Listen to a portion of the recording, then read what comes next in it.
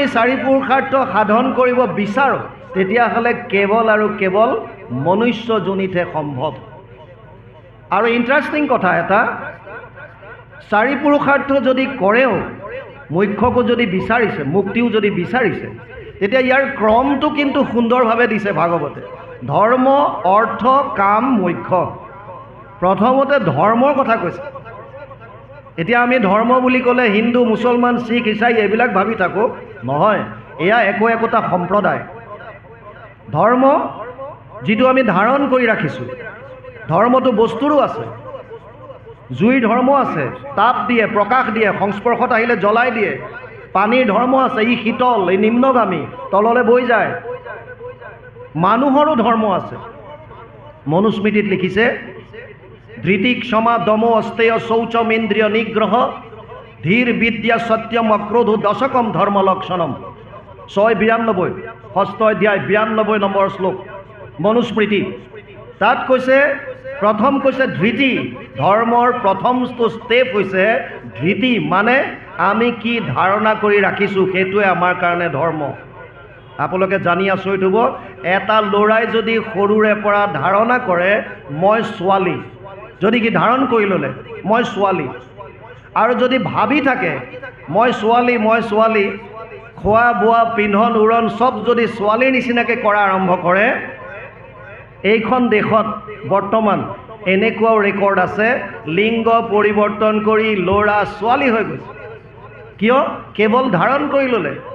আমি ধাৰণ কৰি ল'লোঁ মই পুৰুষ, মই মহিলা, মই অসমীয়া, মই বিহাৰী, মই ভাৰতৰ, মই পাকিস্তানৰ, মই অমুকৰ, মই তমুকৰ, আৰু সেইটো কাৰণে আমাৰ মাজত বিভেদ সৃষ্টি হ'ল। যদি আমি ধাৰণ কৰোঁ যে মই আচলতে শৰীৰটো নহয়, মই কেৱল আত্মা, যদি এইটো কথা আমি ধাৰণ কৰি ল'ব পাৰিলোঁ, তেতিয়া আমাৰ মাজত একো পাৰ্থক্যই নাই।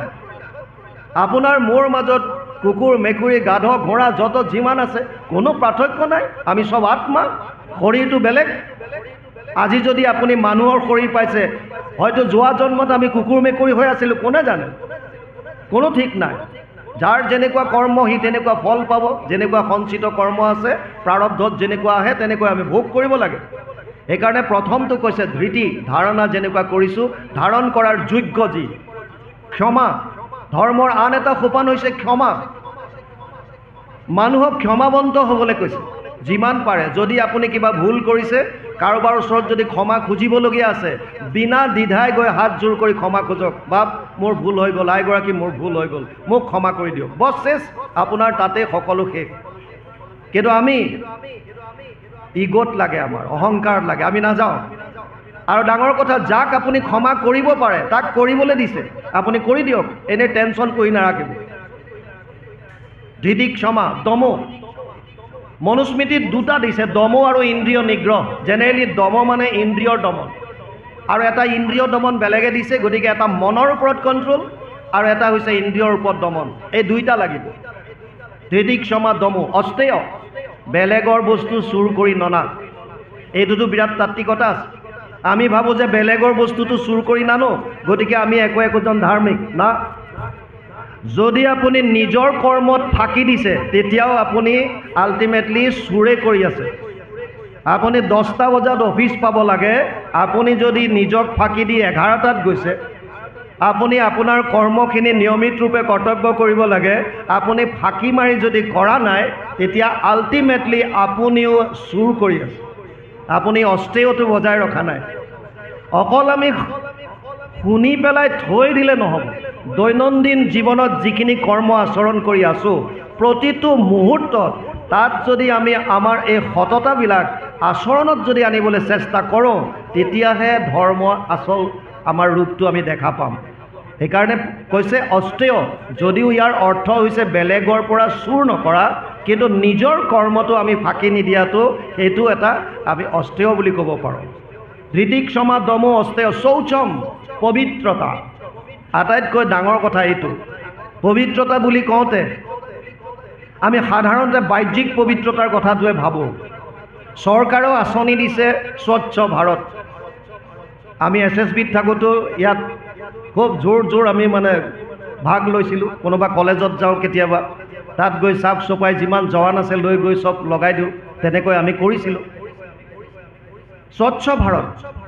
কিন্তু আচলতে শৌচাংশ দ্বিবিধম প্ৰোক্তম বাহ্যম অভ্যন্তৰম তথা মৃজলাভ্যাম স্মৃতম বাহ্যম ভাৱশুদ্ধি তদান্তৰম। দুটা পবিত্ৰতাৰ কথা কৈছে, এটা হৈছে বাহ্যিক আৰু আনটো হৈছে ভাৱশুদ্ধি। বাহ্যিকটো আমি ঠিক ঠাক ৰাখোঁ, সব সুন্দৰভাৱে স্নান কৰিলোঁ, বস্ত্ৰ কৰিলোঁ, আজিকালি কিবা কিবি স্প্ৰে দুনিয়া ভৰৰ পায়, এইবিলাক লগাই সব ঠিক হৈ থাকিলোঁ। কিন্তু ভাৱত শুদ্ধতা কিমান আছে? আপোনাৰ কৰ্ম নিৰ্ভৰ কৰিছে আপোনাৰ ভাৱৰ ওপৰত। যদি ভাৱত শুদ্ধতা নাই তেতিয়াহ'লে কৰ্মত কোনো দিন শুদ্ধতা আহিব নোৱাৰে।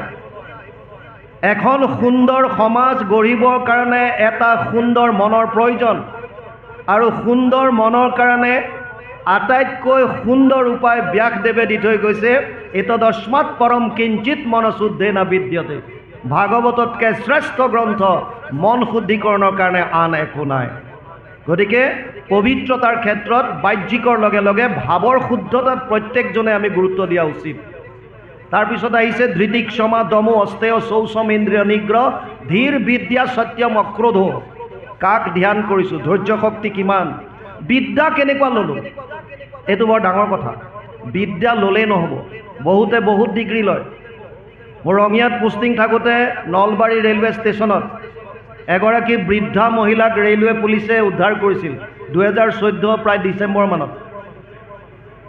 খা খবৰ কৰি গম পালে দক্ষিণ ভাৰতৰ এজন চিফ। জ্ঞান কেৱল আধ্যাত্মিক জ্ঞান, তাৰ বাহিৰে যিমান জ্ঞান আছে সব অজ্ঞান। কিয়? আধ্যাত্মিক জ্ঞানে তিনিটা বস্তু দিয়ে। এটা হৈছে ভাৱৰ শুদ্ধতা, যিটো প্ৰত্যেকৰ কাৰণে দৰকাৰ। দ্বিতীয়টো হৈছে বাণীৰ পবিত্ৰতা, কথা বতৰাত যাতে সংযম, আৰু তৃতীয়টো হৈছে কৰ্মত পবিত্ৰতা। Purity in thoughts, purity in speech and purity in action. তিনিটা বস্তুৱে আমাক প্ৰয়োজন। তিনিওটা বস্তু কেৱল আৰু কেৱল আধ্যাত্মিক জ্ঞানহে দিব পাৰিব, তাৰ বাহিৰে বেলেগ গতি নাই।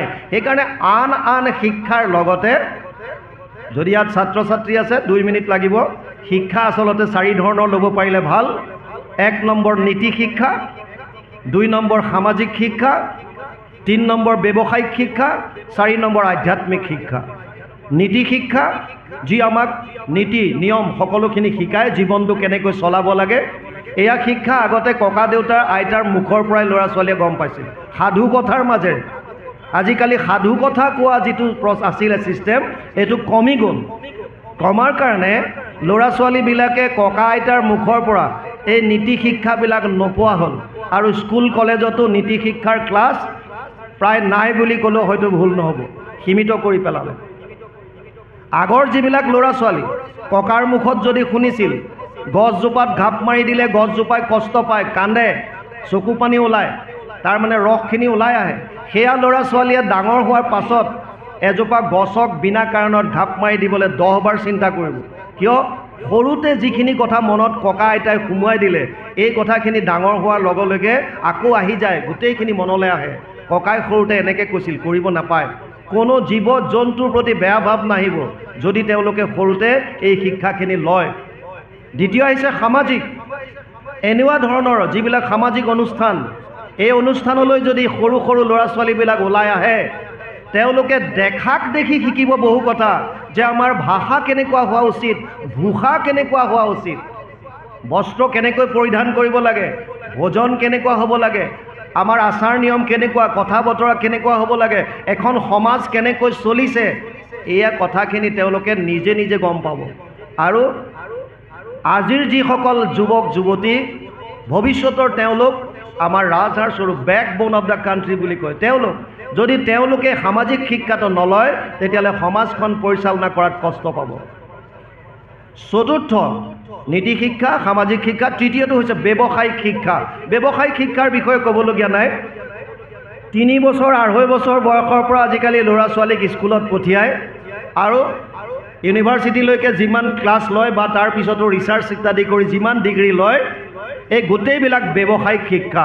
তাৰ পৰা আপোনালোকে ব্যৱসায়িক শিক্ষা অতি প্ৰয়োজন, এইটো কোনো নালাগে বুলি ক'ব নোৱাৰে। ব্যৱসায়িক শিক্ষাৰ কাৰণে আজি আপোনালোকে ইয়াৰ মাইক্ৰফোন ইয়াত আমি পাইছোঁ, মোবাইল পাইছোঁ, আমি টিভি পাইছোঁ, বিভিন্ন বিজ্ঞানে নতুন নতুন বস্তু আমাক দিছে ব্যৱসায়িক শিক্ষাৰ কাৰণে। কিন্তু বস্তুখিনিতো দিলে, এতিয়া ইৰাণ আৰু ইজৰাইলৰ মাজত যেতিয়া লাগি আছে বা ভাৰত পাকিস্তানৰ মাজত যেতিয়া যুদ্ধ হৈছিল, গোটেই পৃথিৱীৰ এটা বস্তু ভয় খাই আছিল, কোনোবাই পাৰমাণৱিক বম এৰিব নেকি। কিয়? কাৰণ চবৰ হাতত যেতিয়া এটমিক পাৱাৰ থাকে, ব্যৱহাৰটো কেনেকৈ কৰিব এইটো তেওঁৰ ভাৱধাৰাৰ ওপৰত নিৰ্ভৰ কৰিছে। আপোনাৰ হাতত চাকু এখন আছে, একেখন চাকু ডক্টৰো ব্যৱহাৰ কৰিছে, ডকাইতেও ব্যৱহাৰ কৰিছে। ডাক্তৰে ব্যৱহাৰ কৰে কাৰোবাৰ পেট ফালি অপাৰেশ্যন কৰি সেই পেচেণ্টটো বচাবৰ কাৰণে। ডকাইতে একেখন চাকু ব্যৱহাৰ কৰিছে কাৰোবাৰ ডিঙিত ৰাখি ধন টকা পইচা লুট কৰিবৰ কাৰণে। আপোনাক হাত দুখন দিছে, আপুনি কাৰোবাক কৃষ্ণ বুলি ক'ব নে আঙুলি টোৱাই কথা ক'ব, এইটো আপোনাৰ কথা। আপোনাক ভৰি দুটা দিছে, আপুনি ঈশ্বৰৰ ওচৰলৈ আহিব, স্থানলৈ আহিব নে বেলেগ ক'ৰবাত যাব, আপোনাৰ কথা। মুখত বাণী দিছে, আপুনি কাৰোবাক আশীৰ্বাদ কৰিব নে কাৰোবাক গালি পাৰিব, আপোনাৰ কথা। এই যে ব্যৱহাৰটো কোনে শিকাল, সেইটোৰ কাৰণে আধ্যাত্মিক শিক্ষা আটাইতকৈ প্ৰয়োজন। আৰু আধ্যাত্মিক শিক্ষাৰ কাৰণে মেনুৱেল হৈছে শাস্ত্ৰৰ উত্তম গীতা ভাগৱত। সৰুৰে পৰা গতিকে আমি এইখিনি অধ্যয়ন কৰিব লাগে। গতিকে ধৃতি ক্ষমা দম অস্তেয় শৌচম ইন্দ্ৰিয় নিগ্ৰহ ধীৰ বিদ্যা সত্যম অক্ৰোধ। সত্যম মানে সততাৰ কথা কৈছে। আমাৰ বহুতে কয় যে সত্যবাদী হোৱাটো উচিত, কিন্তু তাতো এটা কথা আছে। সেইকাৰণে প্ৰত্যেকটো কথা খৰচি মাৰি বুজিব লাগে। সত্য মানে ভালনে? কেতিয়াবা কেতিয়াবা বিপদজনক হ'ব পাৰে। আমাৰ যেনিবা এটা সেনাৰ চাউনি আছে, চাউনিত যেনিবা আমাৰ সেনাৰ মাজতে কোনোবা এজনে পাকিস্তানৰ কোনোবা এটা স্পাই এটা সোমোৱাই দিলে, সি সৈনিক হৈ পেলাই তাৰ ভিতৰত আছে। ই গোটেইখিনি ইনফৰমেশ্যন ল'লে, আমাৰ কোনটো কোৱাৰ্টাৰ গাৰ্ডত কিমান আৰ্মছ ভৰি আছে, হাথিয়াৰ বাৰুদ চব আছে, চব হিচাপ কৰি ল'লে। আৰু এজ ইট ইজ সত্য কথা যদি পাকিস্তানক কৈ দিয়ে, এইটো সত্যবাদী বুলি ক'ব নেকি? আপুনি সত্যবাদী বুলি ক'ব নেকি? তেওঁতো সত্যই কৈছে। ইয়াত যি যি আছে এটা এটা নোট কৰি গৈ পাকিস্তানক দিছে যে এয়া লোৱা, এয়া অমুক আছে তমুক আছে, একদম সত্যবাদী। এতিয়া আপুনি সত্যবাদী বুলি তেওঁক ক'ব নেকি? নকয়, সেইটো সত্যবাদী নহয়। সত্য হ'লেও আপুনি সত্য হ'লেও নহ'ব, প্ৰিয় হ'ব লাগিব। কেতিয়া ক'ত কেনেকৈ সত্যটো ক'ব লাগে সেইখিনিও জানিব লাগিব। অনুদ্বেগ কৰম বাক্যম সত্যম প্ৰিয় হিতম চ য়ৎ স্বাধ্যায় অভ্যাসনম চৈব বাংময় তপ উচ্যতে। সপ্তদশ অধ্যায় গীতাত কৈছে অৰ্জুনক, আপোনাৰ বাণীয়ে যাতে কাৰো অন্তৰত উদ্বেগ প্ৰকাশ নকৰে। অনুদ্বেগ কৰম বাক্যম, সত্য হ'লেও সি প্ৰিয় হ'ব লাগিব। আপুনি অন্ধ ল'ৰা এজন দেখিছে, অন্ধ সত্য, আপুনি মাতিব নেকি, ঐ অন্ধ এইফালে, সেইটো আপোনাৰ কাৰণে নহ'ব। সত্য হয় কিন্তু প্ৰিয় নহয়। সেইকাৰণে এই গোটেই বস্তুখিনি বুজিব লাগিব। ধৰ্মৰ আন এটা সোপান হৈছে সত্য, আৰু এটা হৈছে অক্ৰোধ, ক্ৰোধ নকৰা। কাৰণ ক্ৰোধাৎ ভৱতি সম্মোহ, সম্মোহত স্মৃতিবিভ্ৰম, স্মৃতিভ্ৰংশত বুদ্ধিনাশো, বুদ্ধিনাশত প্ৰণশ্যতি। দ্বিতীয় অধ্যায় 62 নম্বৰ শ্লোক গীতা। তাত কৈছে ক্ৰোধৰ পৰা মোহ উৎপন্ন হ'ব, তাৰ পৰা স্মৃতি নাইকিয়া হ'ব, তাৰ পৰা বুদ্ধি নষ্ট হ'ব, আৰু বুদ্ধি নষ্ট হোৱাৰ লগে লগে এজন মানুহৰ প্ৰণশ্যতি, ধ্বংস হৈ যাব। সেইকাৰণে ধৰ্মৰ প্ৰথম সোপানটো, চাৰি পুৰুষাৰ্থৰ প্ৰথমটো ধৰ্মৰ এই তত্ত্ববিলাক আমি বুজি ল'ব লাগিব সততাৰ মাজেৰে। ধৰ্মত থাকি যদি কোনোবাই অৰ্থ উপাৰ্জন কৰিছে, তেতিয়াহ'লে তাত কোনো বাধা দিয়া নাই। কোনেও ক'ব নোৱাৰে যে ভকত মানে কেৱল দুখীয়া হ'ব লাগিব, নিচলা হ'ব লাগিব, একো নাইকিয়া যেনেকৈ থাকিব লাগিব, কোনো কথা নাই। আপুনি কোটি কোটি টকা ঘটক, কিন্তু ধৰ্মৰ মাজেৰে, সততাৰ মাজেৰে আপুনি অৰ্থ উপাৰ্জন কৰক। যদি সততাত থাকি ধৰ্মৰ মাজেৰে যদি অৰ্থ উপাৰ্জন কৰিছে, এই অৰ্থৰ দ্বাৰা আপুনি শাস্ত্ৰসন্মত কামনা বাসনা পূৰ্ণ কৰিব পাৰে। কামনা বাসনা কেনেকুৱা? শাস্ত্ৰসন্মত। আৰু যদি এই কৰ্মকেইটা কৰোঁতে প্ৰতিটো মুহূৰ্তত কৃষ্ণক যদি স্মৰণ কৰিলে, কৃষ্ণৰ নাম যদি লৈ থাকিলে, তস্মাৎ সৰ্বেষু কালেষু মাম অনুস্মৰ যুদ্ধচ্চ ময়ো অৰ্পিত মনোবুদ্ধিৰ মামে বৈশস্য সংশয়। অষ্টম অধ্যায় 7 নম্বৰ শ্লোক গীতা। প্ৰতিটো মুহূৰ্তত যদি আমি স্মৰণ কৰি থাকোঁ কৃষ্ণক, তেতিয়া মুক্তিৰ কাৰণে বেলেগে আৰু কষ্ট কৰিব নালাগে। দিহানাম গায়, কেনেকৈ তেওঁৰ অপবাদ উলিয়াই কেনেকৈ তেওঁক পিছলৈ টানো, তেনেকুৱা ধান্দা সকলোৰে থাকে। 3টা ৰেলৱে বগীত ভেকুলী ছাপ্লাই দিছে চাইনালৈ। 2টা বগী সম্পূৰ্ণ দুৱাৰ থকা পেক একদম, এটা বগী খোলা, খোলাটো ওপৰৰ পৰা ভেকুলী লোড কৰিছে। আগতে মালগাড়ীবিলাকত আমি দেখা পাওঁ কাঠৰ লক্সবিলাক যায় বা কয়লা চয়লাবিলাক দেখা পায় দূৰৰ পৰা, খোলা তাত ভেকুলী দিছে। অলপ যোৱাৰ পাছত কোনোবা এটা ষ্টেচনত ৰেলৱে ইনস্পেক্টৰে দেখিলে আৰু এইবিলাক ভেকুলী এনেকৈ অ'পেন এটা বগীত দিছে, চব জঁপিয়াই জঁপিয়াই দেখোন ওলাই যাব। ফোন কৰিলে লগে লগে, আৰু লগে লগে ফোন কৰোঁতে তেওঁক ক'লে যে চিন্তা কৰিবলগীয়া একো নাই, কিয় এয়া ভেকুলী চব অসমৰ। অসমৰ ভেকুলী এনেকুৱা কি বিশেষত্ব আছে? কৈছে এটা ভেকুলী যদি জঁপিয়াবলৈ চাই দুটাই ভৰিত ধৰি তললৈ, এটাও ইয়াৰ পৰা ওলাব নোৱাৰে। যদি এটা ওপৰলৈ উঠিব বিচাৰে দুটাই ভৰিত ধৰি তললৈ। আৰু আমি গাই আছোঁ অদ্বেষ্টা সৰ্বভূতানাম, সকলো প্ৰাণীৰ প্ৰতি অদ্বেষ ভাৱ, কাৰো প্ৰতি দ্বেষ আনিব নালাগে। বেলেগৰ উন্নতি দেখিব নোৱাৰোঁ। এজনে ঈশ্বৰক প্ৰাৰ্থনা কৰি থাকে, হে প্ৰভু কৃপা কৰা কৃপা কৰা কৃপা কৰা। সদায় যেতিয়া কৃপা কৰা কৈছে, ভগৱানে এদিন দেখাই দি দিলে তেওঁক আৰু ক'লে, হে বৎস সদায় তুমি বিচাৰি আছা, কোৱা কি লাগে। তেওঁতো অন্তৰ্যামী, জানে অন্তৰত কি চলি আছে। তাক ক'লে যে এটা কিন্তু চৰ্ত মোৰো আছে, তই যি বিচাৰ তাকে দিম, কিন্তু তোৰ কাষৰ ঘৰৰ তোৰ বন্ধুটোক তাতকৈ দুগুণ দিম, সি নিবিচৰাকৈ পাব। ইয়াৰ চিন্তা লাগি গ'ল এতিয়া। মই যদি 10 লাখ বিচাৰোঁ সি 20 লাখ ভকতত পাব, মই যদি 1 কোটি বিচাৰোঁ সিটো 2 কোটি ভকতত পাই যাব। মইতো ইমান কষ্ট কৰিলোঁ, সিটো একো কৰা নাই। মনে মনেতো কাৰো উন্নতি নিবিচাৰোঁ, মোকহে লাগে। সেইকাৰণে ইও বেটা কম নহয়, সি চিন্তা কৰি পেলাই ক'লে, ঠিক আছে যদি তেনেকুৱাই ভাবিছে আপুনি, তেতিয়াহ'লে এটা কাম কৰক, মোৰ এটা চকু ফুটাই দিয়ক। এটা চকু ফুটাই দিওঁতে লগৰটোৰ 2টা চকু ফুটি গ'ল। সি কৈছে, মোৰ ড্ৰয়িং ৰুমত এটা প্ৰকাণ্ড 10 গাঁত বনাই দিয়ক। তাৰমানে তাৰ ঘৰত ড্ৰয়িং ৰুমত 2টা গাঁত বনিব, ই এনেই অন্ধ, তাত গৈ সোমাই মৰক। অদ্বেষ্টা সৰ্বভূতানাম, দ্বেষ ভাৱ লাগিলে নিজৰে অপকাৰ হওক, বেলেগ উন্নতিত থাকিব নোৱাৰিব, বেলেগৰ আমি সুখ চাব নোৱাৰিম। এইটো ভাৱ, এই ভাৱৰ শুদ্ধতাবিলাক আনিবৰ কাৰণেই এই অভ্যাস। শ্ৰৱণ কীৰ্তনত আপুনি ভগৱানক দৰ্শন নাপায়, শ্ৰৱণ কীৰ্তনে মনৰ ভাৱ শুদ্ধ কৰিব। মনৰ ভাৱ শুদ্ধ হ'লে ভগৱান ইয়াত আছে। দেৱৰো ঈশ্বৰ হৰিতান্ত মহাযত্ন কৰি লৈও এক শৰণ সাক্ষাৎ, যাৰ ইচ্ছা মুখ্য পাইবে নালাগে দূৰক যাইবে, আছে হৰি সবাৰো ইয়াত। ইয়াতে দেখা পাব, ইয়াত। আপোনালোকৰ ইয়াত কেনেকুৱা নাজানো, আমাৰ ফালে আজিকালি এটা ঢং উঠিছে, গাঁৱৰ নামঘৰত ভগৱানৰ পাৱাৰটো কম বোলে, 25% মানুহ নাই নেকি, বেলেগত যায়। সেইকাৰণে শৰাই দিবলৈ বেলেগ বেলেগ দূৰৰ নামঘৰত যাই দিয়ে। কিয়? কৈছে গাঁৱৰ নামঘৰৰ পাৱাৰটো কম থাকে, লোকেলবিলাকৰ পাৱাৰটো কম আছে, সেইকাৰণে দূৰত যায়। বিষ্ঠাৰ গৰ্তত থকা যিটো কীট, বিষ্ঠাৰ গৰ্তত যিটো কীট আছে, ব্ৰহ্মাৰ শৰীৰত বিষ্ঠাৰ গৰ্তত থকা কীটটোৰ শৰীৰত যিজন পৰমাত্মা আছে, ব্ৰহ্মাৰ শৰীৰত যিজন পৰমাত্মা আছে, আপোনাৰ মোৰ শৰীৰত যিজন পৰমাত্মা আছে, এয়া বেলেগ বেলেগ নহয়। যত দেখা যত শুনা ভূত ভৱিষ্যত স্থাৱৰ জংগময়িটো সমস্তে জগত, কৃষ্ণ ব্যতিৰেকে একো বস্তু নাহি জানা, সমস্তে জগত কৃষ্ণ হেন মনে মানা। সমস্ত কৃষ্ণময়। আপোনাৰ শ্ৰদ্ধা কেনেকুৱা, আপোনাৰ ভক্তি কেনেকুৱা, আপোনাৰ নিষ্ঠা কেনেকুৱা, তাত নিৰ্ভৰ কৰিছে। ভগৱানক বাহিৰত বিচাৰি ফুৰিলে নাপায়। সেইকাৰণে কপিলে কৈছে, দান মানৱ্যম মৈত্ৰেয়, মৈত্ৰতাৰ ভাৱ লৈ কেনেকৈ বন্ধুক সহায় কৰিব, কেনেকৈ মই উপকাৰ কৰোঁ, এই ভাৱটো সদায় থাকিব লাগে।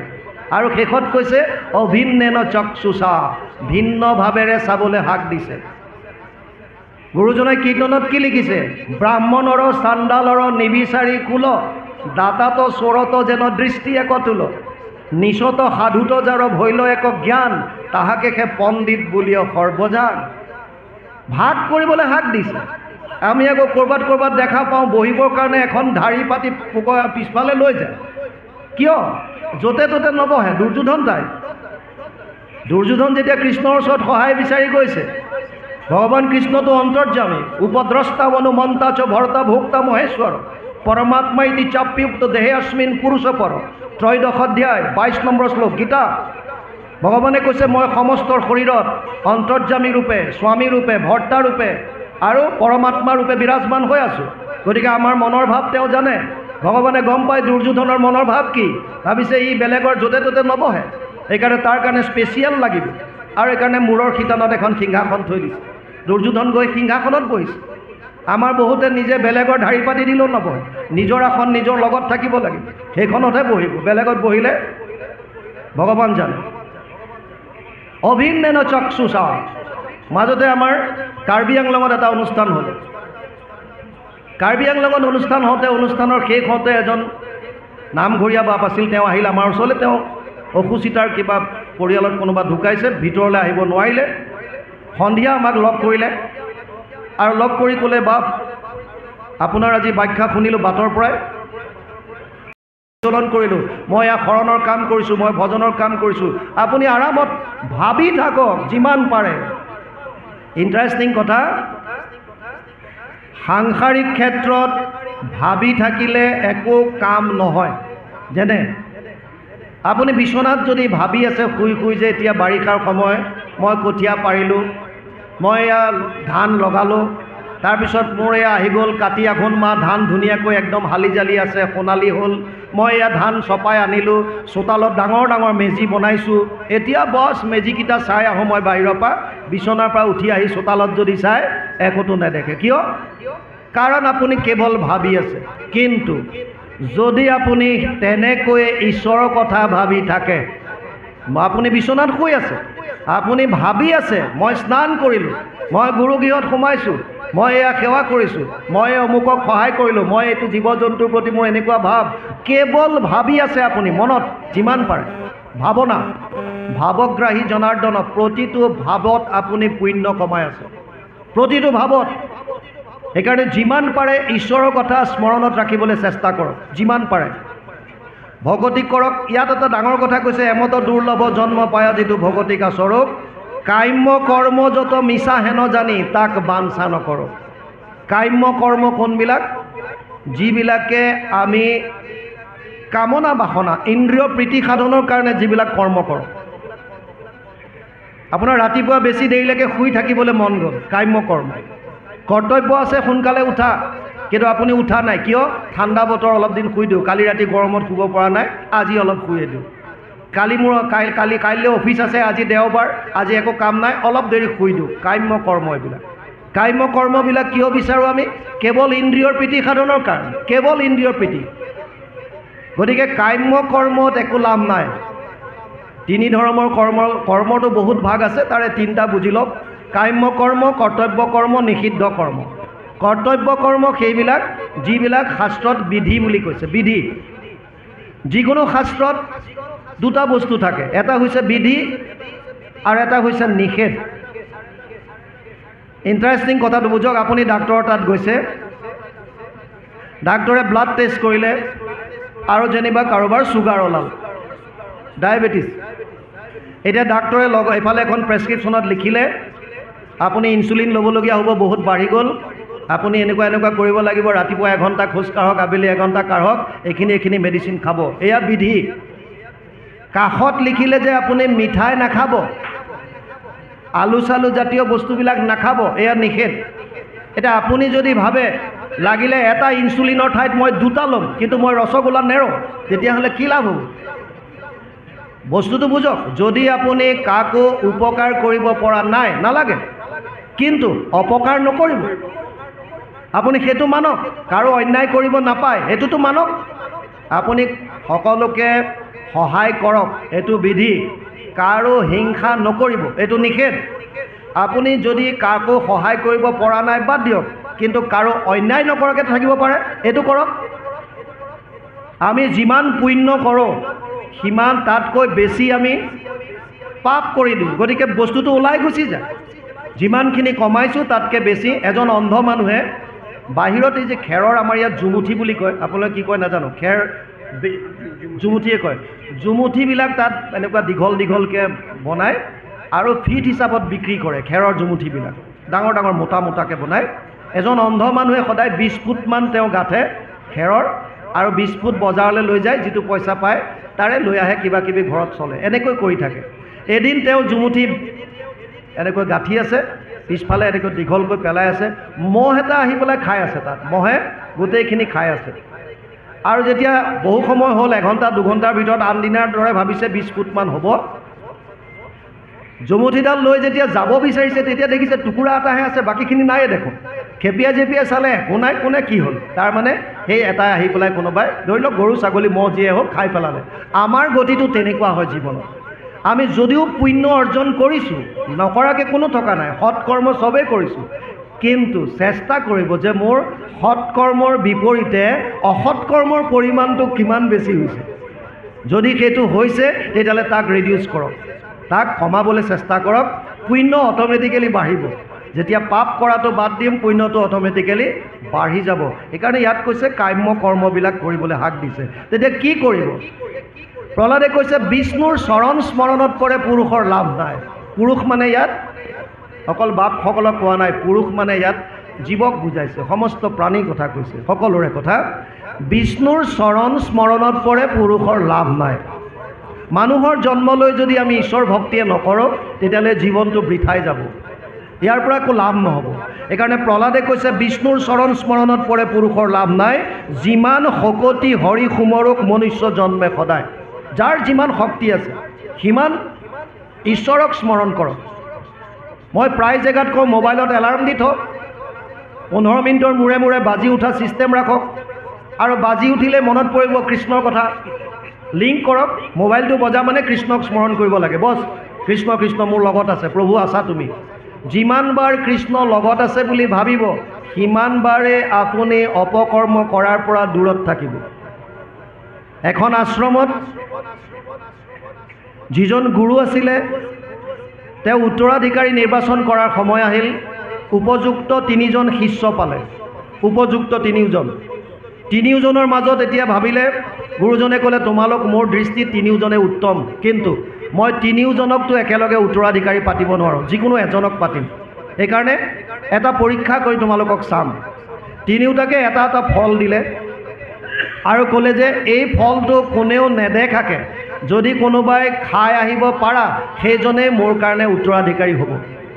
আৰু 3টাই ফল লৈ গৈ কোনোবাই হয়তো বিচনাৰ তলত সোমাইছে, কোনোবাই দুৱাৰৰ চুকত সোমাইছে, আহিলে আটাইকেইজন।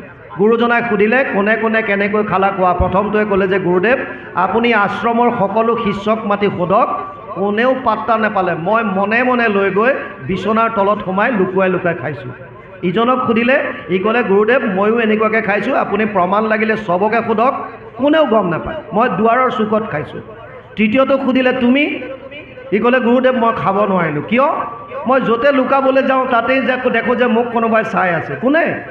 ভগৱানে চবতে যেন মোৰ ওপৰত দৃষ্টি ৰাখিছে, গতিকে মই খাব নোৱাৰিলোঁ, লুকুৱাই খাব পৰাৰ মোৰ সেই শক্তিকণ নহ'লে, গতিকে মই ফলটো ঘূৰাই দিলোঁ।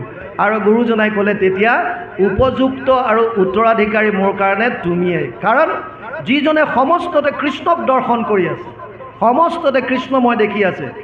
এতিয়া আমাৰ কি হয়, যেতিয়া কোনোবা ধাৰ্মিক অনুষ্ঠানত বা মঠ মন্দিৰ ক'ৰবাত সোমায় তেতিয়া ভাবে তাৰ ভিতৰতে ভগৱান আছে। সেইকাৰণে চেণ্ডেল জোতা খুলি থৈ পেলাই তাৰ ভিতৰত যায়, তাৰ ভিতৰত চাধা খাব নোৱাৰি, বিড়ি খাব নোৱাৰি, চিগাৰেট খাব নোৱাৰি। বাহিৰলৈ ওলোৱাৰ লগে লগে পাৰি, কিয়? তাত ভগৱান নাই, ইয়াৰ ভিতৰতে আছে, বাহিৰত থকা একো নাই। তাত ভিখাৰী থাকিলে ধাত ক'ত ইয়াত বহিছোঁ, আহিবলৈ যাওক, মন্দিৰৰ ওচৰত বহে নেকি? কিয়? তাত একো নাই। তাত ভগৱান কেৱল মন্দিৰৰ ভিতৰৰ মূৰ্তিটোতে আছে, বাহিৰত একো নাই। আৰু গুৰুজনাৰ আদৰ্শ চাওক, সমস্ত ভূতত ব্যাপী আছোঁ মই হৰি, বাহিৰে ভিতৰে চবতে আছে। যদি আপুনি এইটো অনুভৱ কৰি ল'লে যে বাহিৰে ভিতৰে সকলোতে ভগৱান আছে, তেতিয়া আপোনাৰ দ্বাৰা অপকৰ্ম কেনেকৈ হ'ব? আৰু যদি অপকৰ্ম নহয়, যদি আপুনি কোনো অপৰাধ নকৰে, তেতিয়াহ'লে কিছুদিনৰ ভিতৰত আপুনি পৰম আনন্দ লাভ কৰিব হৃদয়ত। ইয়ে ধ্ৰুৱ সত্য। আৰু এই কথাটোকে প্ৰহ্লাদে কৈছে বিষ্ণুৰ চৰণ স্মৰণত পৰে পুৰুষৰ লাভ নাই। যিমান শকতি হৰি সুমৰক মনুষ্য জন্মে সদায়। এতিয়া বিষ্ণুকে কিয়, বেলেগবিলাকক কিয় নহয়? ইয়াত কৈছে সমস্তৰে প্ৰিয় হৃদয় আত্মা জগতৰে পিতা মাতা, হেন জানি আন বিষয় এৰিয়া হৃদয়ে হৰিক চিন্তা। যিহেতু ভগৱান কৃষ্ণ সমস্তৰে প্ৰিয় আৰু পিতা মাতা। গীতাত কৈছে অৰ্জুনক, হে অৰ্জুন পিতাহমস্য জগতো মাতা ধাতা পিতামহ বেদ্যম পবিত্ৰ ওংকাৰ ঋগ সাম যজুৰে বচ। 9ম অধ্যায় 17 নম্বৰ শ্লোক গীতা। হে অৰ্জুন মই সমস্তৰে পিতা মাতা পিতামহ,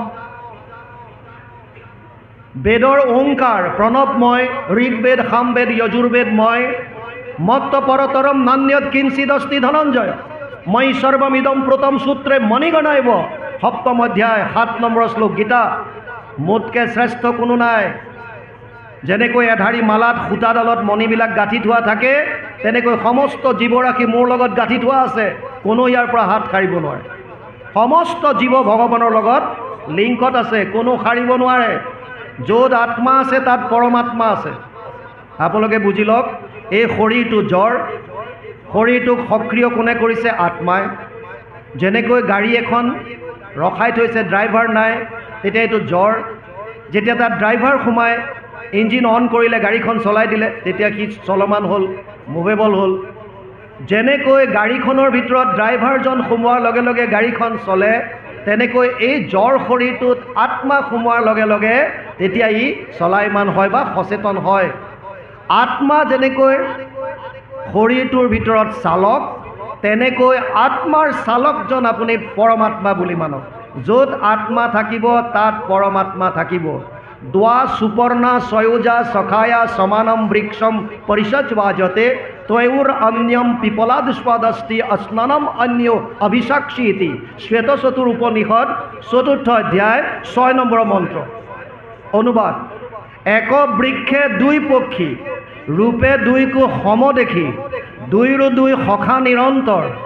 এক বৃক্ষে ফল খায়, তভু নিতে শুকাই যায়, যিটো নাখায় সিটো গুণে বৰ। নোখোৱাজন কোন? সেহি তুমি পৰমাত্মা। সংসাৰ বৃক্ষত আছা, কৰ্মফল নকৰা ভোজন। জীৱাত্মাও আছে তাতে, মায়া অহংকাৰৰ মতে, কৰ্মফল ভুঞ্জে সৰ্বক্ষণ। তাৰমানে য'ত আত্মা থাকিব তাত পৰমাত্মা থাকিব। এই সত্যটো আমি বুজি ল'লে হ'ল, য'ত আত্মা আছে তাত পৰমাত্মা আছে। মাত্ৰ ডিফাৰেঞ্চটো কি হৈ আছে এতিয়া? আত্মাই 5টা জ্ঞানেন্দ্ৰিয়ৰ লগত লগ হৈ সংসাৰৰ ফাললৈ মুখ কৰি আছে, আৰু পাছফালে ভগৱান পৰমাত্মা এনেকৈ আছে। মাজে মাজে টোকৰ মাৰি থাকে, পায় মোৰ ফালে মাত্ৰ এবাৰ ঘূৰি যা, তোৰ কাম চেছ, এবাৰ মাত্ৰ মোৰ ফালে সন্মুখ। আমি দুখ কিয় পাই আছোঁ? ঈশ্বৰ বিমুখ কাৰণে। এই 5টা জ্ঞানেন্দ্ৰিয় লৈ শ্ৰোত্ৰ, নেত্ৰ, জিহ্বা, ঘ্ৰাণ আৰু চৰ্ম, 5টা বিষয়ত আমি খালি মগ্ন হৈ আছোঁ। ৰূপ, ৰস, গন্ধ, স্পৰ্শ আৰু শব্দ। এই 5টা বিষয়ক বাদ দি পেলাই যদি কৃষ্ণমুখী আমি হ'ব পাৰিলোঁ, তেতিয়াহ'লে আপুনি আৰু মই সকলোৱে কম দিনৰ ভিতৰত পৰম আনন্দ লাভ কৰিব পাৰিম। ইয়াৰ ভিতৰত যিটো প্ৰাণবন্ধু কৃষ্ণ হৃদয়তে আছে, সিটো মনেষে কৰিবে লাগে সেৱ, কৰাতৰো নাহি হানি, এতেকতে পদ্মপানী, তুষ্ট হন্ত দেৱতাৰো দেৱ। ভগৱানক আৰু বেলেগে নুপুজিলেও হ'ব, কেৱল মনৰ ভাৱবিলাক আমি যদি শুদ্ধ কৰোঁ, সমস্ত প্ৰাণীৰ প্ৰতি যদি ভাল ভাৱ ৰাখোঁ, বিষ্ণুময় যদি দৰ্শন কৰিবলৈ চেষ্টা কৰোঁ, অভ্যাস কৰোঁ, তেতিয়াহ'লে আমাৰ দ্বাৰা ভক্তি হ'ব। এই কথাখিনিকে প্ৰহ্লাদে কৈছে। আৰু বিশেষভাৱে ভগৱান সমস্তৰে প্ৰিয় হৃদয় আত্মা। মমে বংশ জীৱলোকে জীৱভূত সনাতন, ৫ম অধ্যায় ৭ নম্বৰ শ্লোক, গীতা। অৰ্জুনক কৈছে, হে অৰ্জুন, এই যিমান জীৱ আছে চব মোৰ অংশ। আৰু গীতাত কৈছে, অহম আত্মা গুদাকেশ সৰ্বভূতাশয় স্থিত, অহম আদিত্য মধ্যম চ ভূতানাম অন্ত এবচ। ১০ম অধ্যায় ২০ নম্বৰ শ্লোক, গীতা। তাত কৈছে, হে অৰ্জুন, ময়ে সমস্ত আত্মা, ময়ে আত্মা।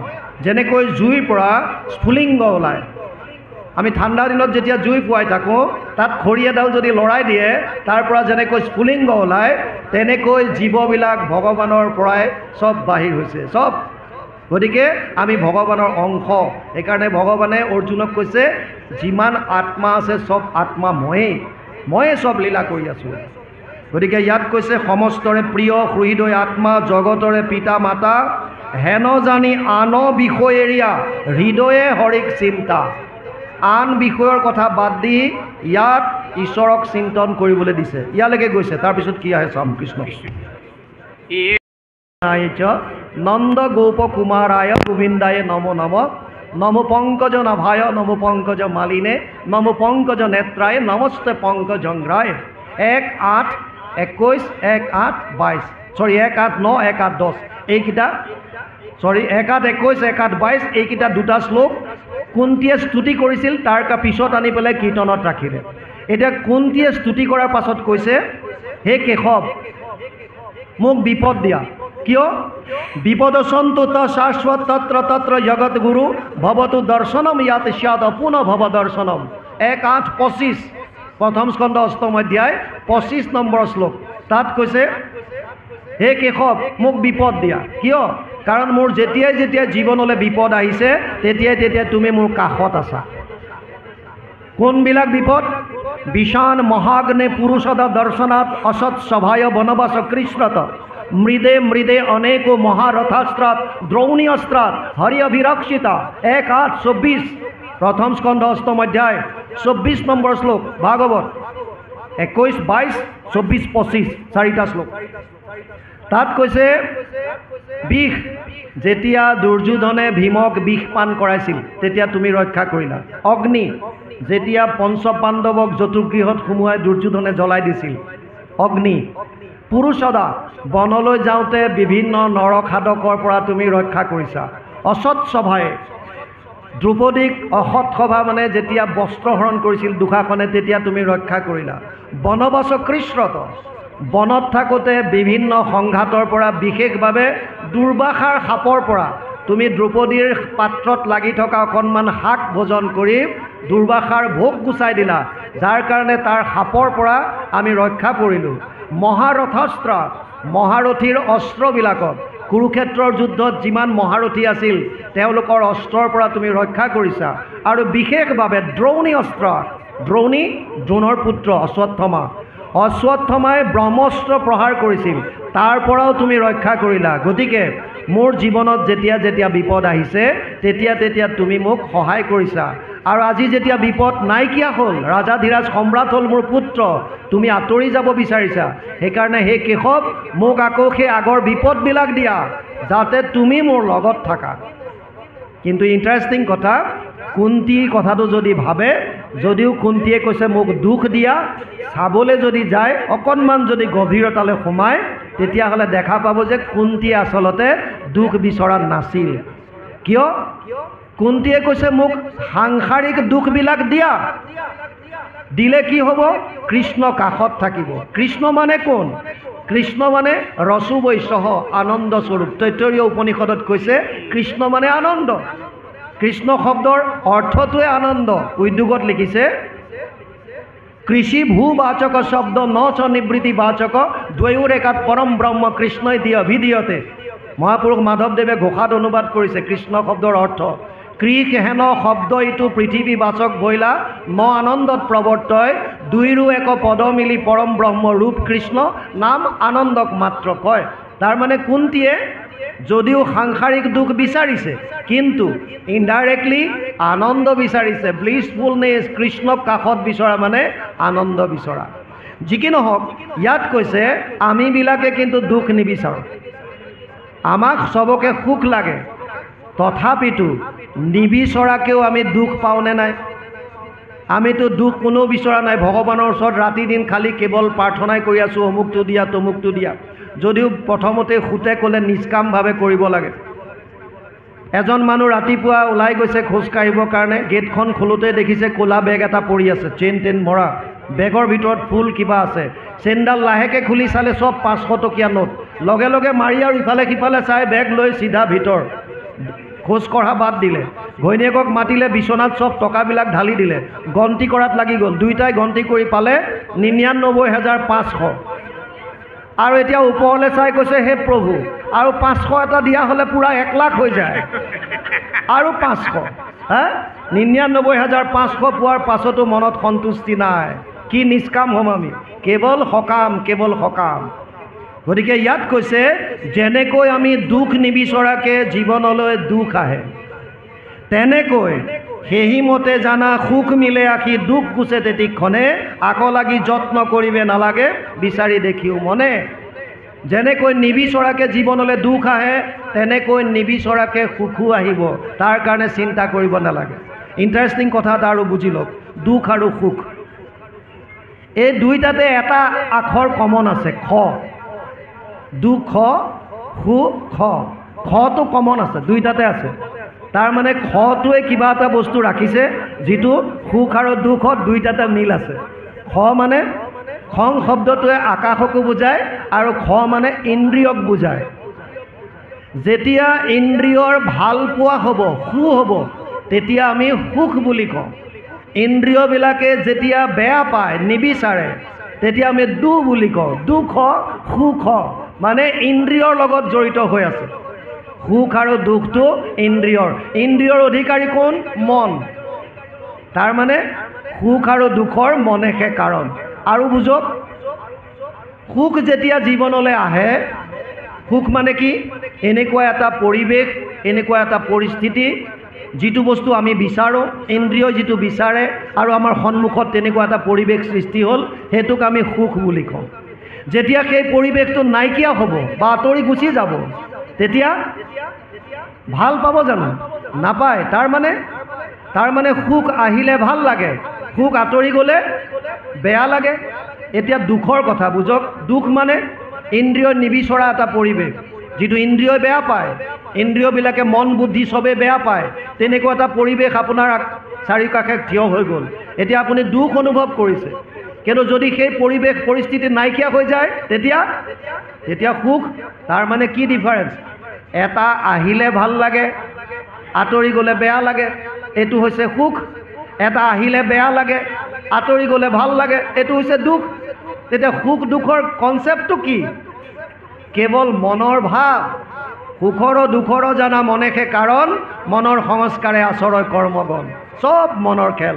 সেইকাৰণে প্ৰহ্লাদে কৈছে, দুখক লাগিয়া যেহেন পুৰুষে একো যত্ন নকৰয়, তথাপিতো আনি মিলাৱই দৈৱে অন্তে দুখ নাপাৱয়। সেইমতে জানা সুখ মিলে আখি দুখ গুছে তেতিক্ষণে, আকৌ লাগি যত্ন কৰিবে নালাগে, বিচাৰি দেখিও মনে। ইয়ালৈকে গৈছে কৃষ্ণ। কৰি আখিমত নাহিকে সুখী নিশ্চয়, ঘোৰ সংসাৰ যাৱে নতো পাৱে, শৰীৰ সুদৃঢ় থাকে, ভগৱন্ত পদ সেৱা কৰি বাক লাগে যত্ন কৰিবাকে। পুৰুষৰ আয় শতেক বৎসৰ, অৰ্ধেক নিদ্ৰাত যায়, কিছু ফল নাই ৰাত্ৰিত শয়ন, কৰিয়া থাকে সদায়।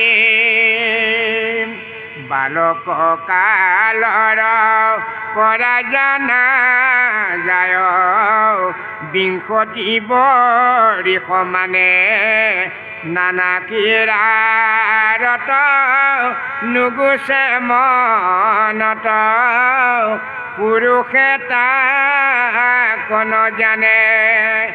এই আয়ু ব্যৰ্থে যায় যোৱা পাইলে আখি, পাছৰ বিংশতি যায়,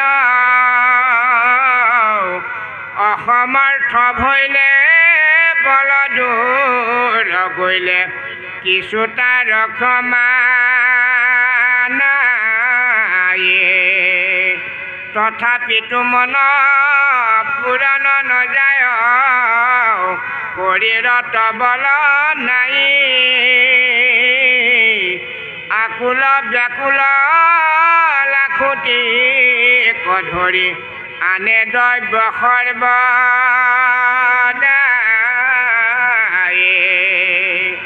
বলৱন্ত কাল তাহাক পুৰিবে, নপাৰয় একো কালে, শিশৱ বৎসৰ এহি মতে যাই, বিষয় মিছা জন জানে। প্ৰহ্লাদে কৈছে, শ্ৰম কৰিলে জানিবা একোৱে সুখ নাপাৱে। আমি জীৱনৰ সুখ বিচাৰি যদি সাংসাৰিক বস্তুবিলাকত বিচাৰি ফুৰোঁ, ধন টকা পইচা পুত্ৰ পৰিবাৰ এইবিলাকত যদি সুখ বিচাৰোঁ, তেতিয়াহ'লে এইবিলাক মিছা শ্ৰম। ইয়াত আপুনি সুখ নাপায়। কিয়? তিনিটাই মাত্ৰ তত্ত্ব আছে। এক হৈছে ভগৱান, এক হৈছে মায়া, আৰু এক হৈছে জীৱ। আমিবিলাক হৈছোঁ জীৱ। আমাক আনন্দ লাগে, আমাক সুখ লাগে। কিয়? আমি পৰমানন্দৰ অংশ। আমি মূললৈ যাব বিচাৰোঁ। আমাৰ মূল হৈছে ভগৱান, পৰম আনন্দ। সেইকাৰণে আমি আনন্দ বিচাৰোঁ। এতিয়া আনন্দটো ক'ত পাম? আছে দুটা বস্তু সন্মুখত, এফালে ভগৱান, এফালে তেওঁৰ মায়া। মায়া মানে তৃণৰ দ্বাৰা, এডাল তৃণৰ পৰা বুলি ব্ৰহ্মলোক পৰ্যন্ত যত যিমান আছে চব মায়াৰ সৃজন, চব মায়া। এতিয়া আপুনি আনন্দটো ক'ত পাব? এইটো বস্তু বুজি ল'লেই আপোনাৰ গোটেই জনমটো সফল হ'ব। দুটাই মাত্ৰ বস্তু আছে, এফালে ভগৱান, এফালে তেওঁৰ মায়াৰ সংসাৰ। এই দুটা মায়াৰ বিষয়ে চতুশ্লোকী ভাগৱতত কৈছে। যেতিয়া পদ্মকল্পত প্ৰভু ভগৱন্তৰ নাভি কমলৰ পৰা ব্ৰহ্মা উদ্ভৱ হ'ল, এতিয়া ব্ৰহ্মাই প্ৰথমতে চাৰিওফালে চালে, দেখিলে কেৱল জল আৰু জল। মই ক'ৰ পৰা আহিলোঁ একো গম নাপাই পুনৰ পদ্মথাৰীৰ দ্বাৰা আকৌ সোমাই গ'ল আৰু ভগৱানৰ উদৰত বহু বছৰ ঘূৰি থাকিল, একো গম নাপালে, একো উৱাদি নাপালে, পুনৰ ওলাই আহিল। এইবাৰ ওলাই আহি চাৰিওফালে চাওঁতে চাৰিখন মুখ হ'ল আৰু এটা শব্দ শুনিলে, তপ তপ। হাজাৰ বছৰ তপ কৰিলে। তপ কৰাৰ পাছত প্ৰভু ভগৱন্ত নাৰায়ণে দৰ্শন দিলে আৰু দৰ্শন দি পেলাই ক'লে, হে প্ৰজাপতি, হে ব্ৰহ্মা, তুমি আগৰ দৰে সৃষ্টি কৰা। এতিয়া ব্ৰহ্মাই কৈছে, আগৰ দৰে? একোৱেই মনত নাই, আগৰ দৰে কেনেকৈ সৃষ্টি কৰিব? জ্ঞান নাই। তেতিয়া প্ৰভু ভগৱন্ত তেওঁৰ হৃদয়স্থিত হৈ বেদ ধাৰণ কৰাই দিলে। বেদ তেনে ব্ৰহ্মৰ হৃদয় আদি কবয়, যিটো আমাৰ প্ৰথম শ্লোকত বাপজনাই গাইছিলে। তেনে ব্ৰহ্মৰ হৃদয় আদি কবয়ে, আদি কবি ব্ৰহ্মাৰ হৃদয়ত স্থিত হৈ বেদৰ অৰ্থাৎ জ্ঞান তেওঁক ধাৰণ কৰাই দিলে আৰু 4টা শ্লোকত ভাগৱত শুনালে। তাৰে দ্বিতীয় শ্লোকটোত মায়াৰ কথা কৈছে। ঋতেৰ্থে যত প্ৰতীয়ত না প্ৰতীয়ত চাত্মানি তদ বিদ্যাদাত মনোমায়া যথা ভাসো যথা তম। 2:9-34 দ্বিতীয় স্কন্ধ 9ম অধ্যায় 34 নম্বৰ শ্লোক ভাগৱত। অনুবাদ কৰিছে মহাপুৰুষ শ্ৰীমন্ত শংকৰদেৱে দ্বিতীয় স্কন্ধ ভাগৱতত। পানীৰ দৰে মায়া বস্তু কি? গুৰুজনাই কৈছে, মায়া মানে অবস্তুক দেখাৱই বস্তুক আৱৰি, এহিকে মোহৰ মায়া জানা নিষ্ট কৰি। নাথাকিতো যেন দেখি চন্দ্ৰমা দুটয়, থাকিতো ৰাহুক যেন কেহু নেদেখয়, সেইমতে মায়া আৰ কৰি ঈশ্বৰক, আশাৰ বিষয় সদা দেখাৱে জীৱক। তাৰ মানে মায়া মানে মায়াই অবস্তুক বস্তু কৰি দেখুৱায়। যেনেকৈ এডাল ৰছীত যেনেকৈ সাপৰ জ্ঞান হয়। মোৰ পোষ্টিং আছিল জয়ছলমেৰত। জয়ছলমেৰত আছিলোঁ মই 95ৰ পৰা 2001 কৰিবলৈ কৈছে। তাৰ পাছত কৈছে, দুখক লাগি চিন্তা কৰি থাকি লাভ নাই, কাৰণ যেনেকৈ দুখ নিবিচাৰকে মানুহৰ জীৱনলৈ দুখ আহে, তেনেকৈ সুখো আহিব। কেৱল ঈশ্বৰত বিশ্বাস ৰাখক আৰু কৰ্তব্য কৰ্ম কৰি যাওক। তাৰ কাৰণে পিছত ক'লে যে মানুহৰ আয়ুস কেৱল মাত্ৰ 100 বছৰ, তাৰে আধাটো শুই থাকোঁতে যায়, 50 বছৰ শুই থাকোঁতে গ'ল, 20 বছৰ বাল্য ক্ৰীড়াত গ'ল, 20 বছৰ বৃদ্ধ অৱস্থাত যাব। যি 10 বছৰ যুৱ অৱস্থাত থাকে, ইও কাম, ক্ৰোধ, লোভ, মোহ, অজ্ঞানতাত পাৰ হৈ যায়। সেইকাৰণে প্ৰহ্লাদে কৈছে, যেতিয়াই সময় পায়, যেতিয়াই মনলৈ ভাৱটো আহে, সময়ৰ অপব্যৱহাৰ নকৰি যোনে যিমান পাৰে কৃষ্ণক স্মৰণ কৰিব লাগে, কৃষ্ণৰ নাম ল'ব লাগে। এইখিনিকে প্ৰহ্লাদৰ উপদেশ আজি দিলে। বাপ বান্ধৱ ভাই মাতৃ সমস্ত, সময় যথেষ্ট হ'ল। সাধাৰণতে 45 মিনিট সময় আমি শুনি পেলাই গ্ৰহণ কৰিব পৰা ব্ৰেইনৰ কেপাচিটি আছে। সেইকাৰণে স্কুল কলেজৰ পিৰিয়ডবিলাক 45 মিনিটে হয়। তথাপিও ঈশ্বৰৰ কথা শুকদেৱে 7 দিন 7 ৰাতি কৈছিল, পৰীক্ষিতে 7 দিন 7 ৰাতি শুনিছিল। চৰ্ত আছিল এটা, এজনো আসন ত্যাগ নকৰে, এজনো জলপান নকৰে। কিন্তু এতিয়া সেই শুকদেৱো নাই, সেই পৰীক্ষিতো নাই। সেইকাৰণে তথাপিও 2 ঘণ্টা 3 ঘণ্টা সময় যথেষ্ট। ইমান সময় নিশ্চয় হ'ল। অধ্যায়ো কৰিছে, গতিকে বাপজনক অনুৰোধ কৰিম, অকণমান উপদেশ আছে, পাঠ কৰি পেলাই আজি অনুষ্ঠান আমি সামৰিম। কৃষ্ণ কৃষ্ণ।